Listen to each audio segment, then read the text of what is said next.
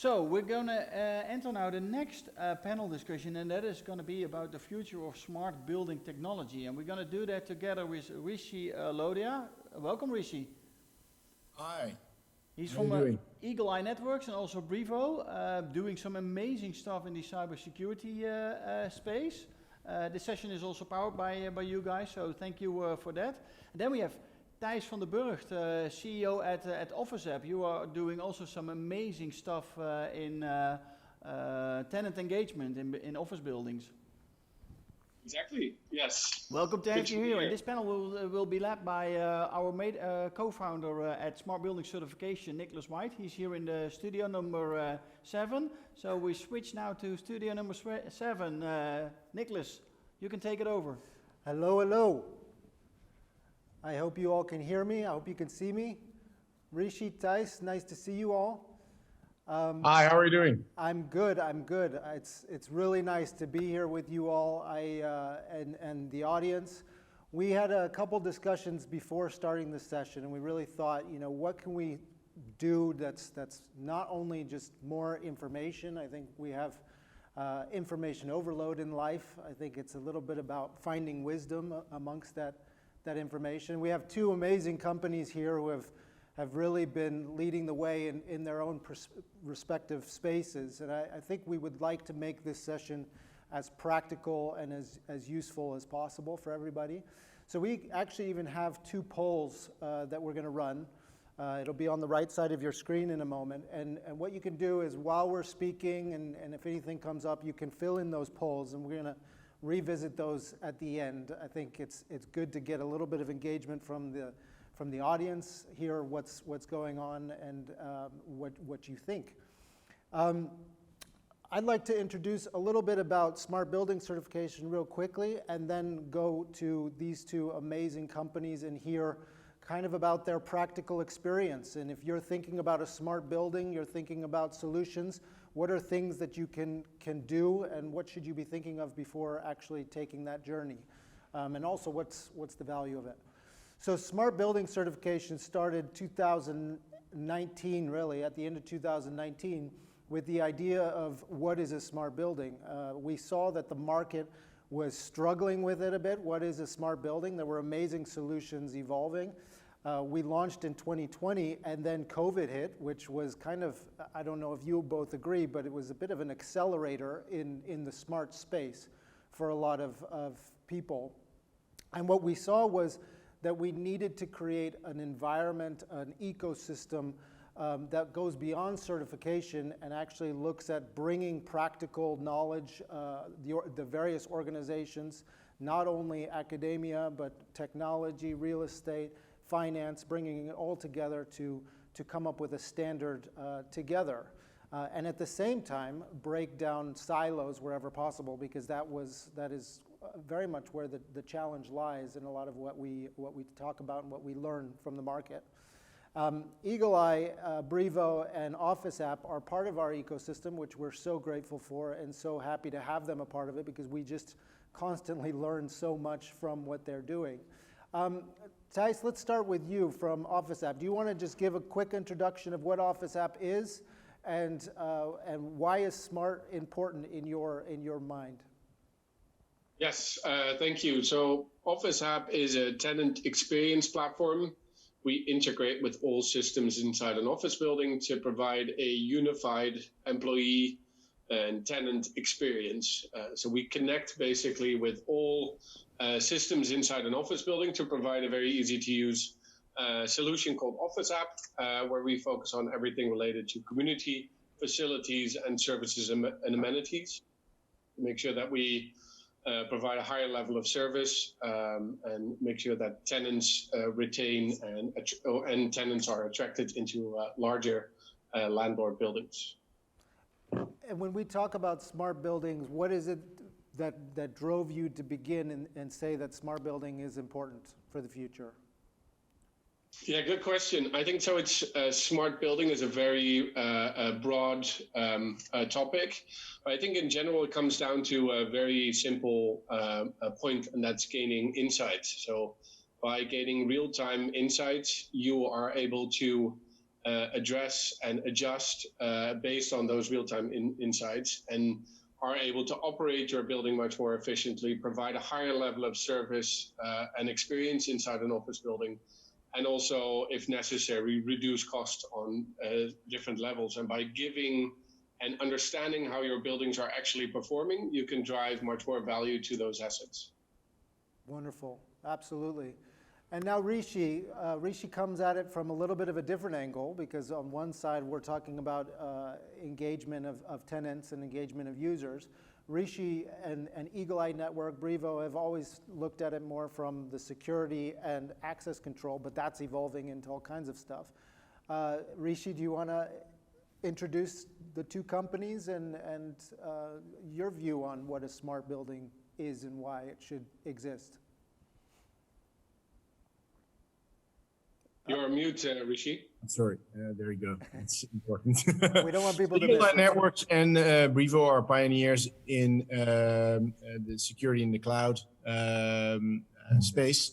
So both companies started almost 20 years ago and have been evolved as the world market leaders in both fields. So that's an interesting journey that we've had until now. And so what we see is, interestingly enough, is that security has become an imminent part of the building and also of the smart building movement, right? So in order to identify who the person is for a building, but also for a building, anyhow, to identify if somebody's in the building, right? Access control and video is a very serious feature, right? So as you see, the Thijs with OfficeApp is obviously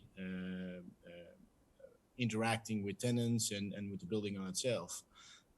But tenant experience apps like that need access control and video to really gather that data, right? So that's what we're seeing, is that the access control is really becoming the first part, as you may say, of when you go into, okay, what do I want to do with the smart building?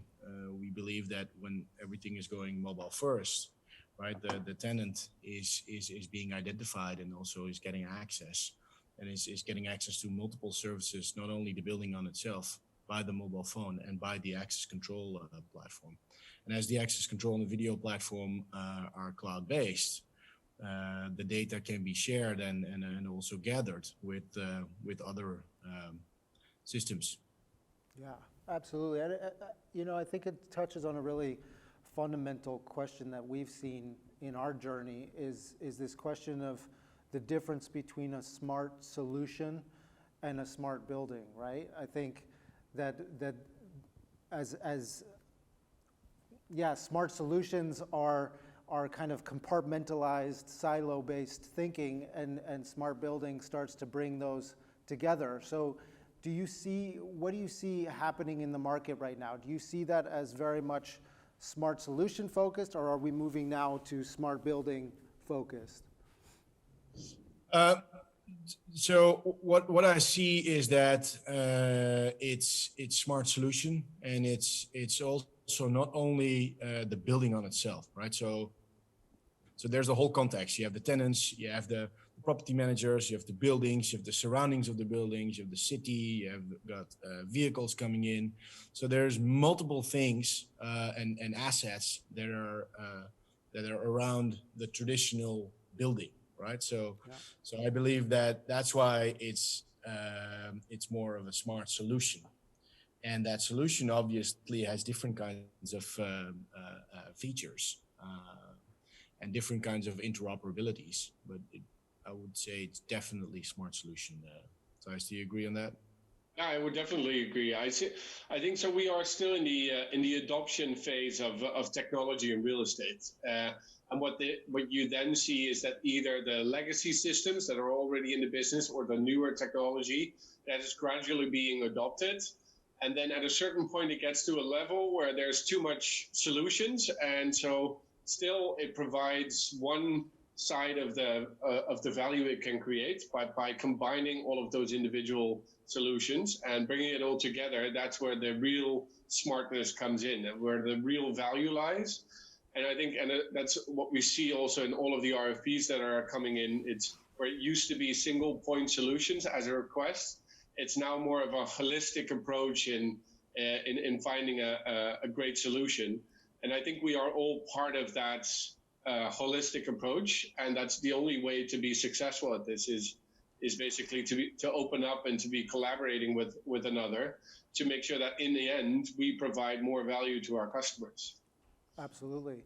And as we've built the smart building certification, we've seen the breadth and the width of what a smart building could be. It's Rishi just touched on it, the complexity of stakeholder views, the amount of solutions that are out there, the amount of technology, and that's exactly why we've built the partner network in relation to the certification so that we could start to break some of those barriers down. As you guys are being requested for those RFPs and you're being requested for smart buildings, which I think that knowledge is still being found in the market of what that actually means, what are the biggest challenges that you guys are facing from these customers at the moment, and with each other for that matter?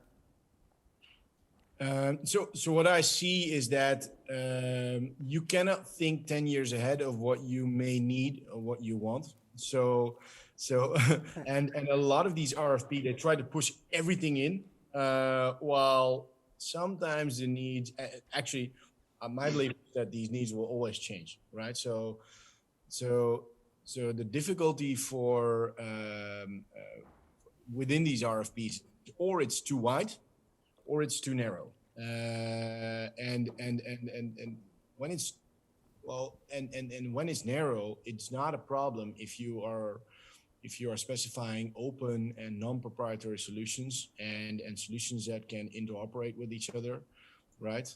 Where you can grab the data and aggregate it, and for instance, push AI over it on the longer term. So I think there's where the problem lies. That's what we're seeing, and sometimes also in a lot of the RFPs, it's built on old-fashioned thinking, right? Where actually you see that an RFP is built on technology, which was legacy technology, and that will give an issue in the future. I would agree. Yeah, I think education is also a very important topic here. So we've seen that there's a lot of things happening, and it's happening at a very high pace. So I also completely understand that with especially larger customers, it's sometimes the broad solutions that you can pick and choose from is really difficult to make a good decision. And especially as you say, Rishi, we don't know what's going to happen within the upcoming 10 years. I think maybe we have some thoughts about it, but I think mostly we see that our customers, it's very hard to see for them what the exponential growth will mean in the change of their market, which is sometimes really difficult to understand that specifically. And so therefore, the only suggestion I would give, so for us, it's to educate the market, but I think for you as a customer to have an open mindset. So always, if you make a buying decision, that you choose a platform that has that is open to connect to others, because that will require you to change or adapt if necessary when you to be working with other platforms, which is necessary to be a smart building or having a smart strategy. And the interesting thing is in this event, the word future-proof is in there, right? Mm-hmm. So future-proof actually also means that you should be flexible. And if, for instance, an RFP is written out, so we've seen that with, let's say, the unexpected event COVID-19, right? Yeah. So a lot of the RFPs had been written out that we're also even working on today. They have been written out on a pre-COVID era. At the moment, a lot of priorities have changed all of a sudden. I mean, just think about what we're seeing is that our camera surveillance solutions are being used for occupancy accounting, occupancy management, elevated body temperature detection. They're used for, how do I seamlessly go into a building without touching a button, right? From the parking lot where we do LPR detection, license plate recognition, where you seamlessly go in. until you move seamlessly inside without pressing a button or having a pass. And then even, you want an office space or you want a flexible office space anywhere in the country, right? So things have been changed, priorities have changed, and it's going to happen moreover, right? So you also have to be future-proof and flexible in your RFP even, right? Yeah, I think what we saw was that 18 months ago, we were having the discussion of is smart important, is smart needed, to now where actually I think across the board everyone agrees that it's useful and needed. And now the question is really how, right? How are we actually going to do it, and how are we actually going to make that work? And I think with all the different solutions, it's finding just like what you said, that the ways of integrating and making sure that it's easy to integrate and connect with each other. And Thijs had a good question before the panel of what does the world look like when all systems are integrated across the spectrum? What do our buildings look like then? Thijs, I'm going to let you answer that one. Good question, by the way. No, so I think the open character of sharing data between platforms is extremely important, and the whole reason. So I think we are one small part of the entire puzzle, as all of the other players are, and I think we will see that there's data generators connecting all data points from a building, and there's going to be larger landlords or occupiers to decide to analyze all of these data points collectively together internally, or they are going to use separate systems where they can aggregate the systems and analyze it on a more scalable level, and those will probably be used from by the somewhat smaller organizations.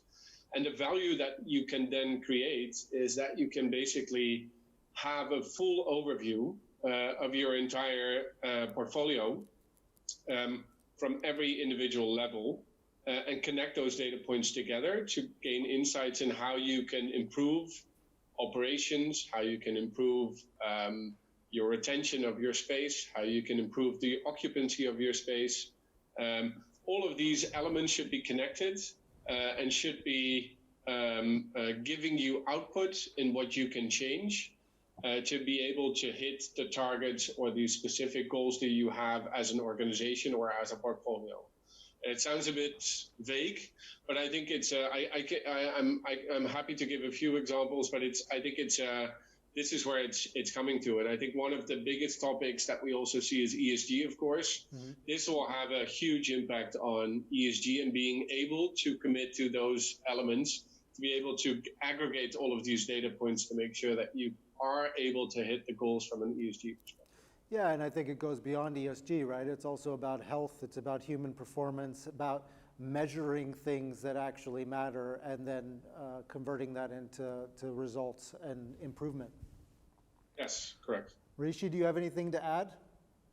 I think the maximum impact is if you can aggregate all the data that's even, possible to aggregate, and then interact with different kind of systems. I also think if you want to go to the next level of automation, you also have to have that interoperability, not only in one building or in a few buildings across your portfolio. So I also truly feel that there should be full integration in any or every solution. Think about our body, right? if one hand can't do anything with the other hand, and not all our sensors are working together with the brain, right? Yeah. So it's just a similar thing, and in this ecosystem, you want that, right? And that's what makes me so hopeful about the ecosystem as a whole, right? Of prop tech companies and these your companies as perfect examples, is each of you are very expert in the field that you work, but if we can find ways to integrate even before maybe being in buildings, I think integrating after the fact is a little bit more challenging. I think if we can integrate before going in and align on the purpose and the value drivers that we're after, I think we can really make some headway and make some big difference in buildings. We ran 2 polls. One of them was what defines a smart building, and we had everything from fully technical autonomous to access control climate measure, and it looks like it's completely evenly distributed between all of them besides fully technical and autonomous. People don't think we're there yet, and I completely agree. Actually, one of the things, and I'd love to hear your thoughts, one of the things that one of our speakers said at an event the other day is the term smart building, we actually have to be a little bit careful with it, because some people think that the moment you have a smart building, you don't have to do anything anymore. It's going to take care of itself. It's smart. And I think that human interaction is critically important to making use of the smart technology. Yeah, I think when we are, I hope we are getting to a certain point in a couple of years where smart is also not used anymore, and so basically by default, we expect this to be there.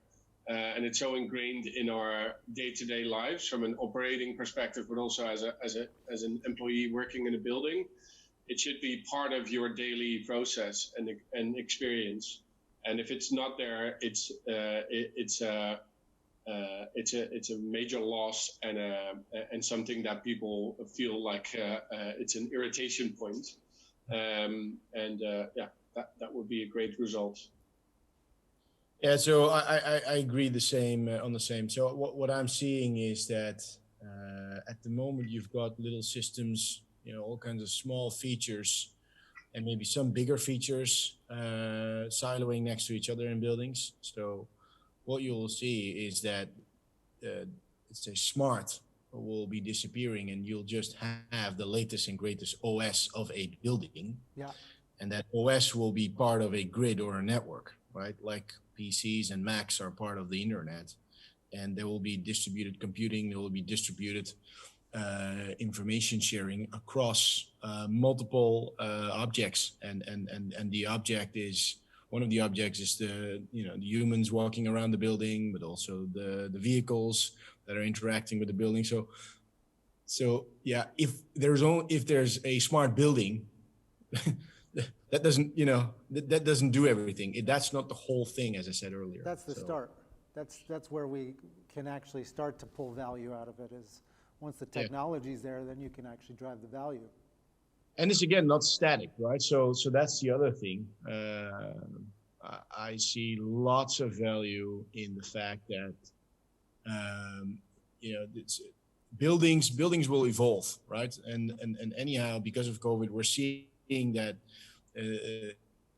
Also, the needs will change. The way that buildings will be used will change. It will really be much more fluctuating. Yeah, absolutely. I'll close off with this. What do you view as the biggest challenge in realizing smart building projects? People say budget, company leadership and governance, change management, people engagement, technology integration. I think with our ecosystem, I think the technology and integration we can take care of. I think that the budget needs to speak for itself when we really start to show the value of smart. But then I think governance and change management, getting people to actually use the technology in the way that it's meant to be used, I think that that's going to be one of our biggest challenges moving forward. Would you all agree with that? I would disagree. Thijs, you want to go first? I would disagree to that. Okay. I think usage is it's a value driver. If you are not able to manage usage, and especially in our solution, we're out of a job, right? So it's extremely important to have high usage and actually adopting the technology. And when we started this, I come from a consumer background, so one of the most important elements is actually people using and valuing the solution as a whole. We did a small research on what the value drivers also for people in a building is, and one of the outcomes, the most important outcome, was that people didn't feel in control. And that's also constantly implemented and ingrained in our organization. We want to give back control of your day-to-day work in an office building. And that's, therefore, I would disagree on that element. I do think that governance, leadership, so understanding that real estate needs to change is really important. I think it's a matter of time before it happens, because it's inevitable that it's going to happen. I think these are more of the early adopters, and now we're moving into a phase where it's more massively adopted.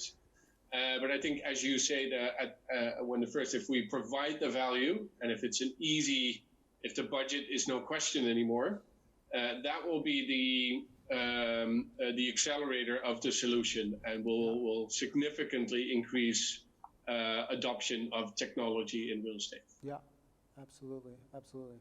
And we'll have to plan another session on how you create that amazing user experience and drive that adoption and change. I'd be pleased. I want to thank you guys so much for your time. I think this has been hugely valuable for everybody, and I look forward to all the amazing things we're going to do together over the coming couple years. Changing smart, changing real estate. Thank you, guys. Take care. Bye.